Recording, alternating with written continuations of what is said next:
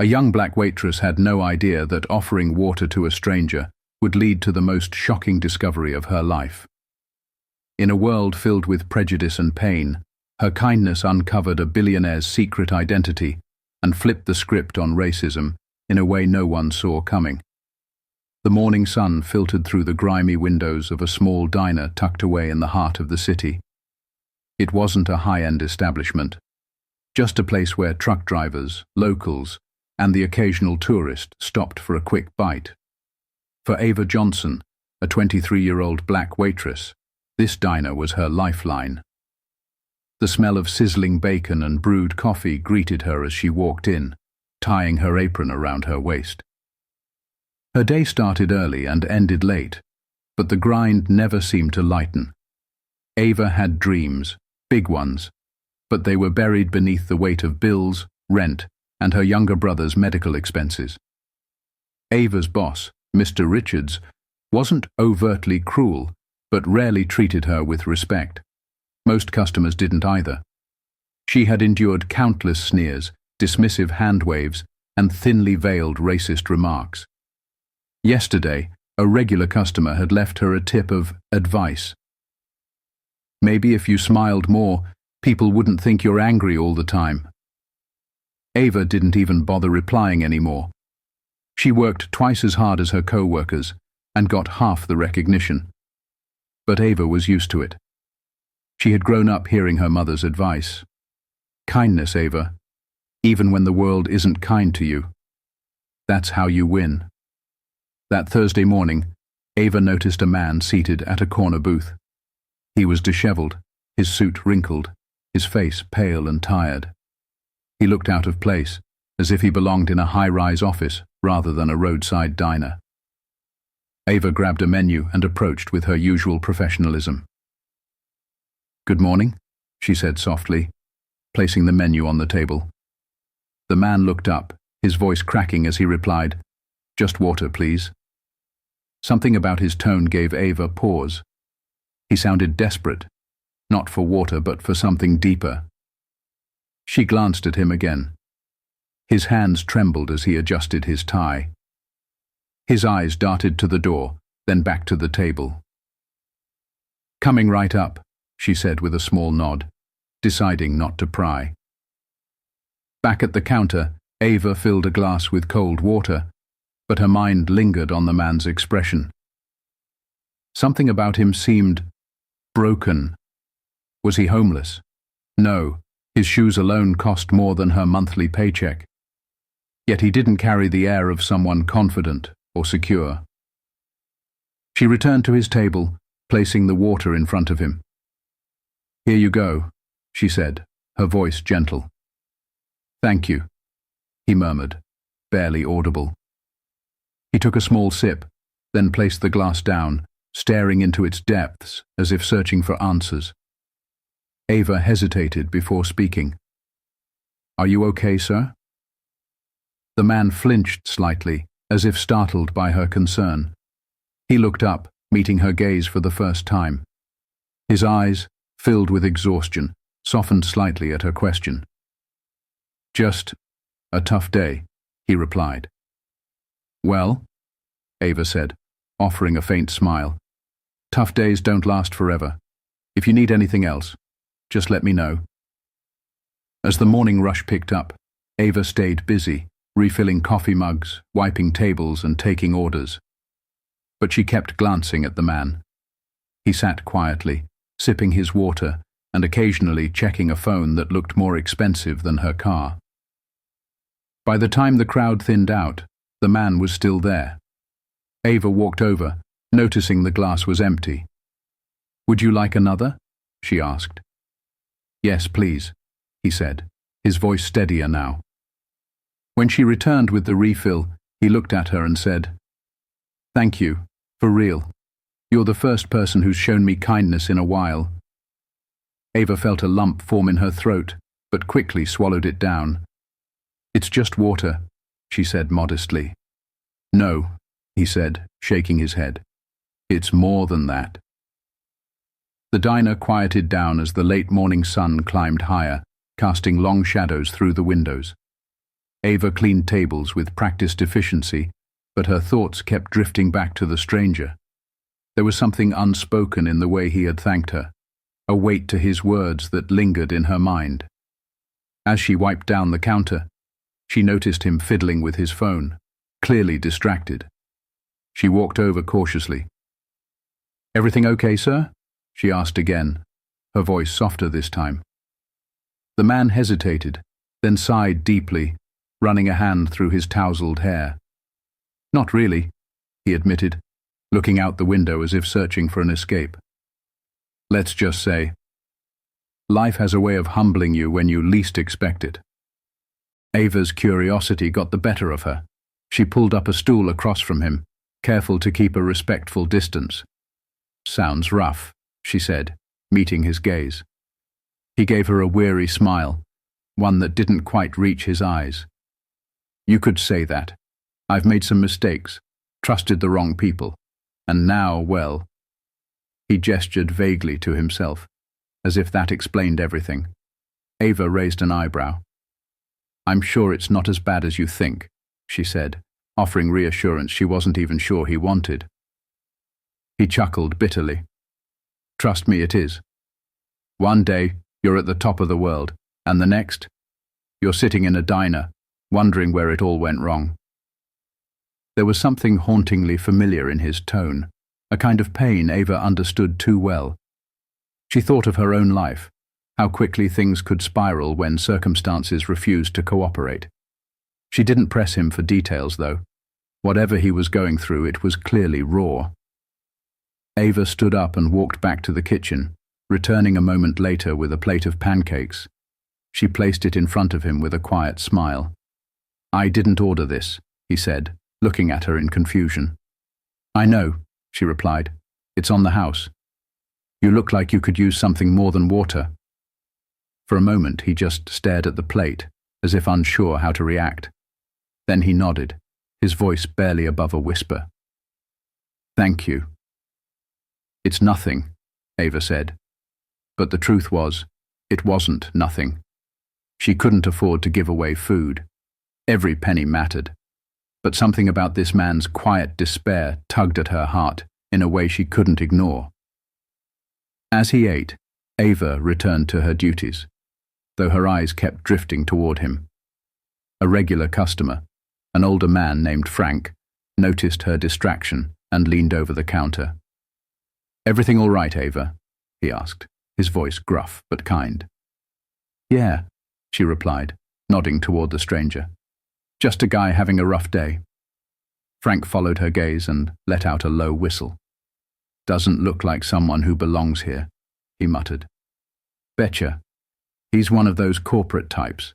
Probably got caught in some scandal." Ava frowned. "Come on, Frank. Don't judge a book by its cover." Frank shrugged, taking a sip of his coffee. "Maybe, but guys like that don't end up in places like this for no reason." Ava didn't respond. She wasn't interested in gossip or assumptions. All she knew was that this man needed kindness, and she wasn't about to let cynicism ruin that. As the stranger finished his pancakes, his phone buzzed loudly on the table, breaking the quiet rhythm of the diner. He stared at the screen for a moment, his jaw tightening. Then, with a resigned sigh, he answered. "This is Daniel," he said, his voice suddenly firm and authoritative. Ava paused mid-step. There was something commanding about the way he spoke, a stark contrast to the vulnerable man she had been talking to moments before. "Yes, I know," Daniel said, his tone growing sharper. "I'll handle it. Just tell the board to wait." The conversation continued, but Ava couldn't make out the details.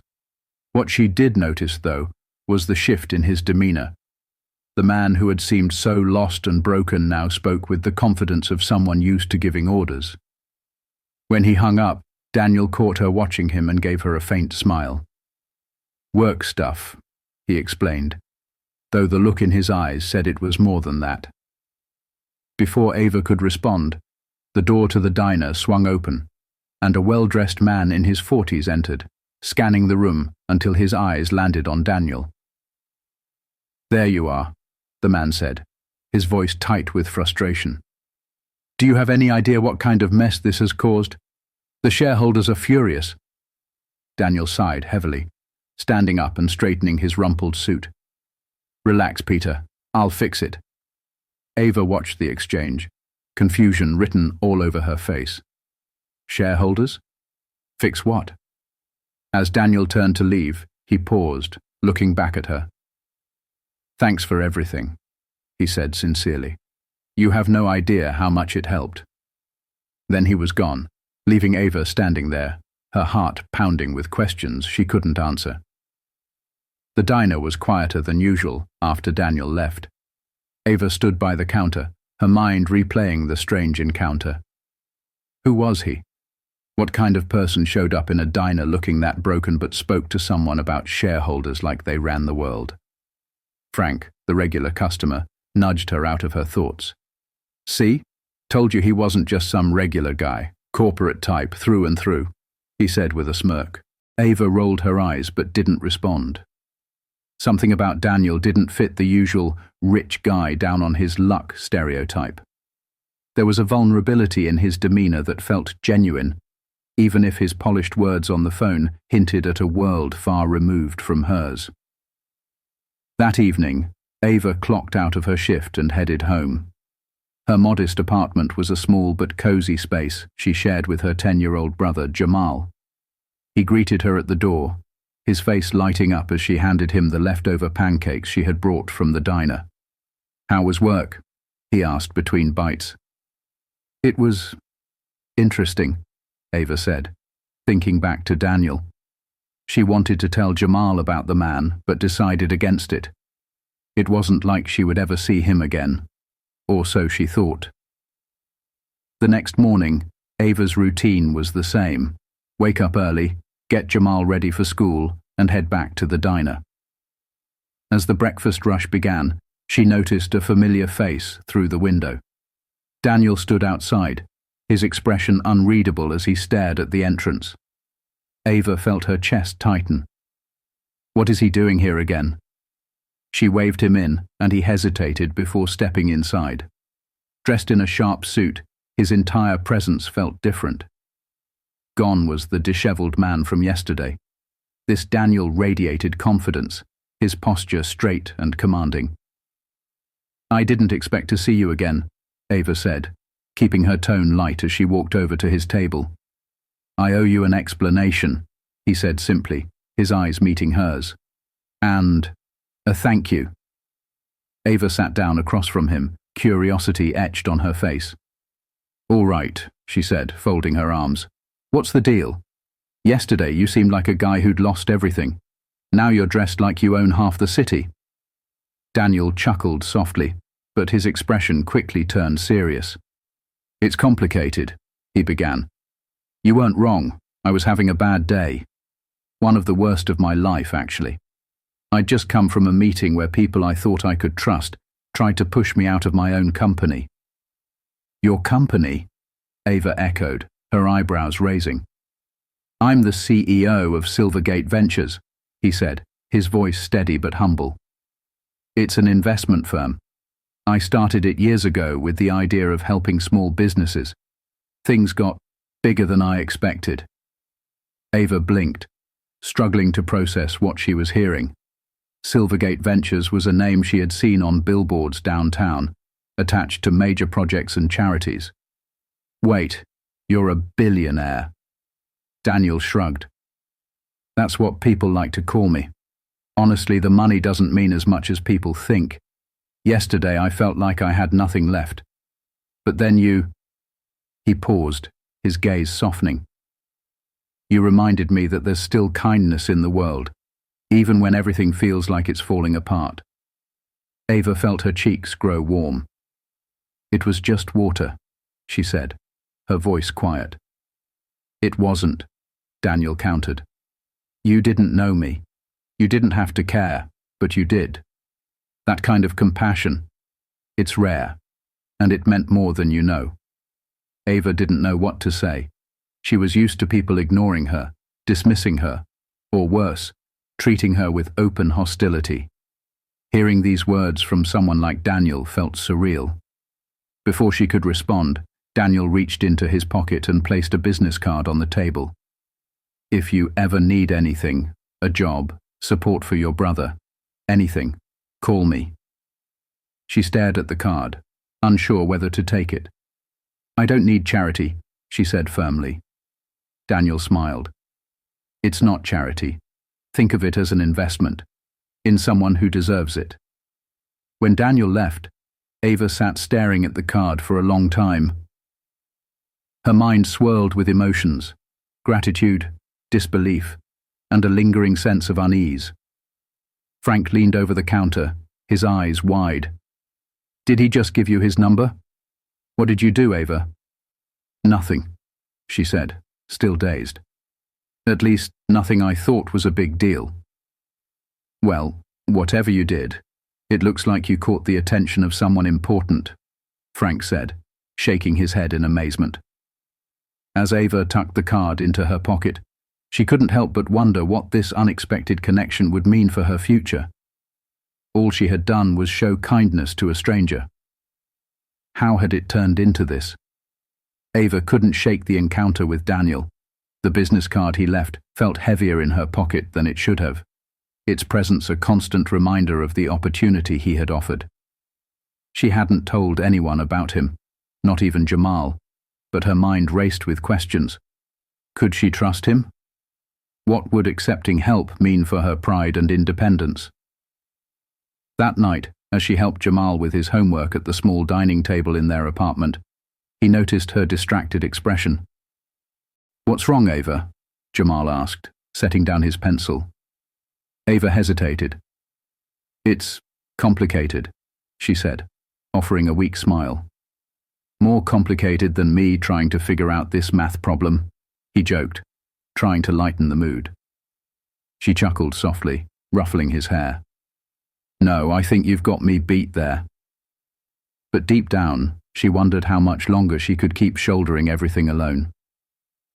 Late that night, Ava sat by the window, staring out at the city lights. Her mother's words echoed in her mind. "Don't let anyone make you feel small, Ava.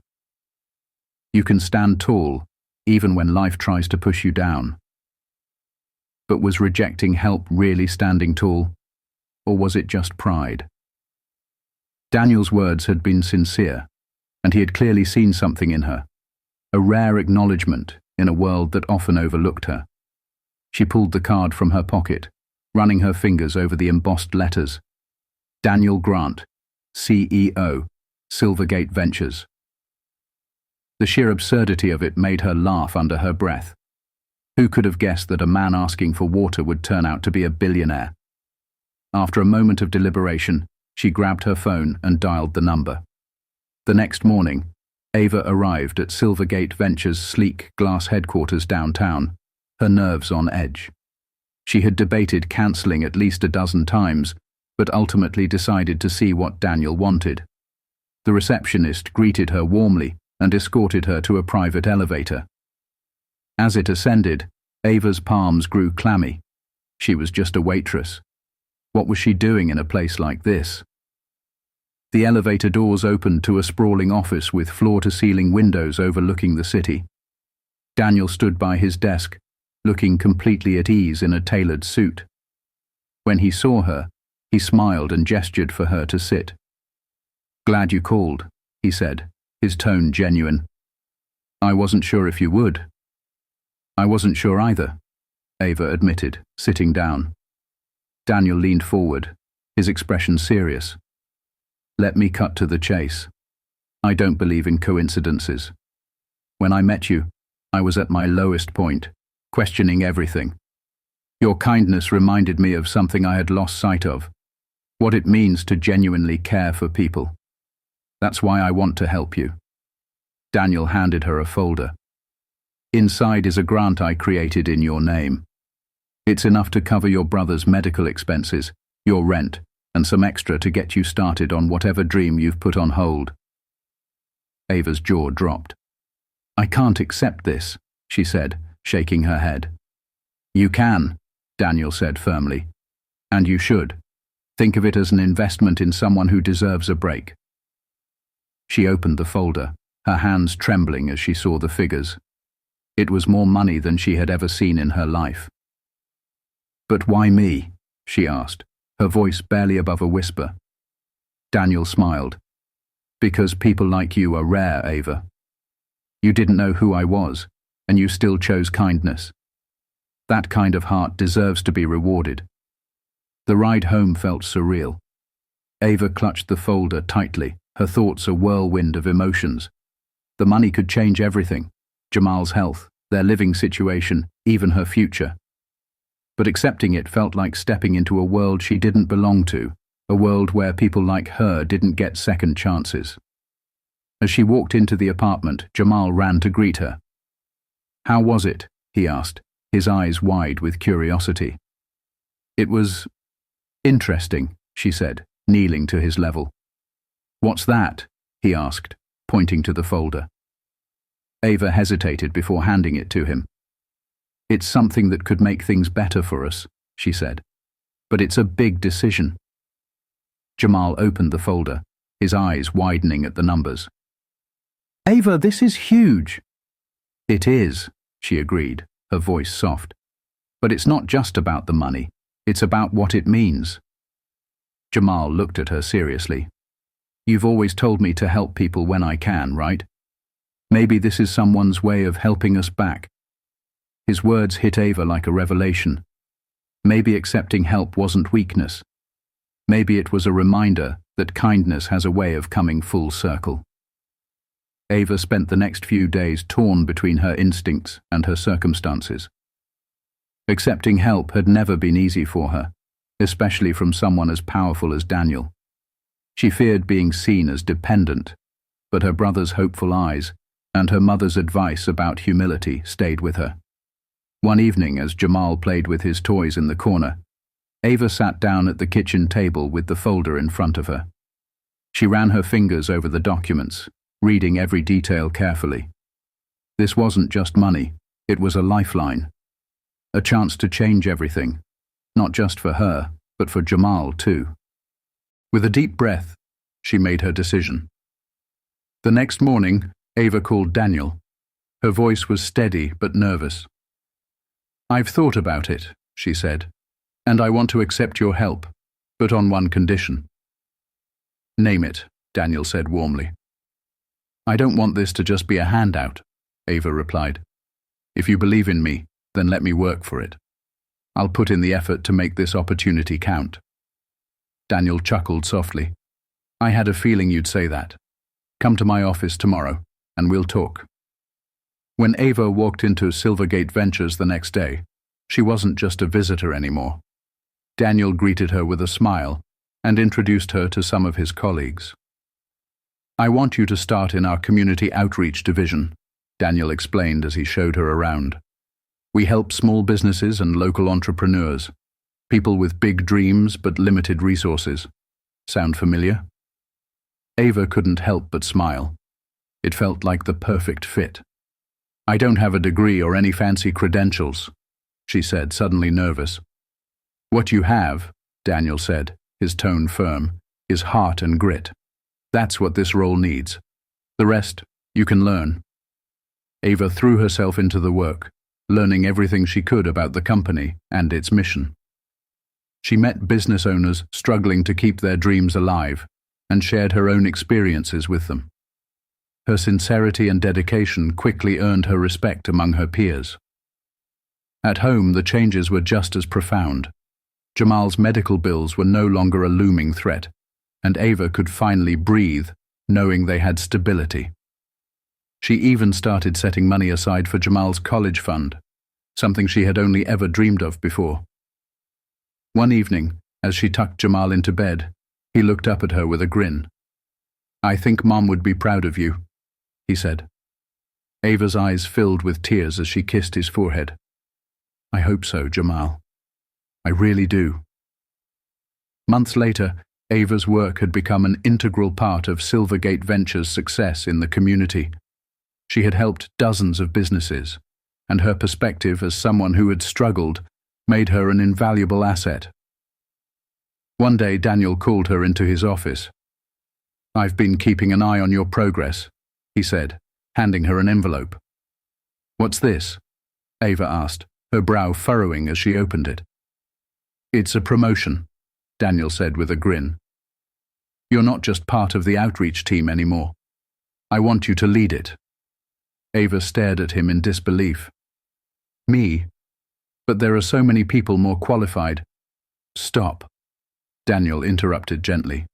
"You've proven that you care about people in a way that numbers and resumes can't measure. That's what leadership is about." That evening, Ava sat in her apartment, reflecting on how much her life had changed since the day she handed Daniel that glass of water. She realized that her mother's words had come full circle. Kindness isn't about expecting something in return. It's about creating ripples that touch lives in ways you may never see. Jamal joined her on the couch, flipping through photos of the businesses she had helped. "You think you'll ever tell them the whole story?" he asked, grinning mischievously. Ava laughed. "Maybe someday, but for now I'm just happy to be where I am." As she looked out the window at the city lights, Ava felt something she hadn't in years. Hope. The world hadn't changed overnight, but her small act of kindness had led to something extraordinary, proving that even in a world riddled with prejudice, one person's goodness could make all the difference.